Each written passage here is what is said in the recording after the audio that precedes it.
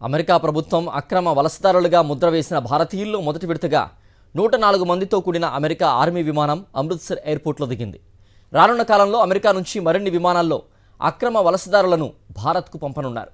అమెరికాలో నివసించేందుకు అవసరమైన అనుమతులు కానీ పత్రాలు కానీ లేని దాదాపు 20,000 మంది భారతీయుల్ని అమెరికా అధికారులు గుర్తించారు.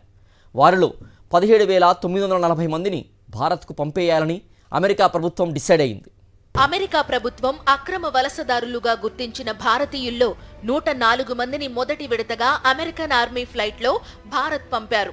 టెక్సాస్లో బయలుదేరిన మొదటి విమానం పంజాబ్లోని అమృత్సర్ విమానాశ్రయాన్ని తొలి విడతలో భారత్ చేరిన వారిలో 33 మంది పంజాబీయులు, 33 మంది హర్యానా పౌరులు, 33 మంది గుజరాతీయులు ఉన్నారు. మిగతా 5గురు మహారాష్ట్ర, ఉత్తరప్రదేశ్, చండీగఢ్ రాష్ట్రాలకు చెందిన వారు ఉన్నారు. వీరందరినీ అమృత్సర్ విమానాశ్రయంలో తనిఖీ చేసిన తర్వాత వారిని బయటకు పంపించారు.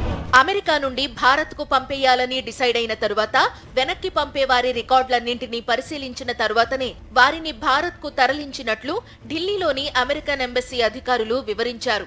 అమెరికా ప్రభుత్వ లెక్కల ప్రకారం 20,407 మంది భారతీయుల వద్ద చట్టబద్ధమైన పత్రాలు కానీ అనుమతులు కానీ లేవు. 2,467 మంది ఎన్ఫోర్స్మెంట్ అండ్ రిమూవల్ ఆపరేషన్స్ నిర్బంధంలో ఉన్నారు. మొదటి విమానంలో 104 మంది వచ్చారు. ఇలా మొత్తం 17,940 మంది రానున్నారు. అంటే మరో 170కి పైగా విమానాల్లో అక్రమ వలసదారులు భారత్ రానున్నారు.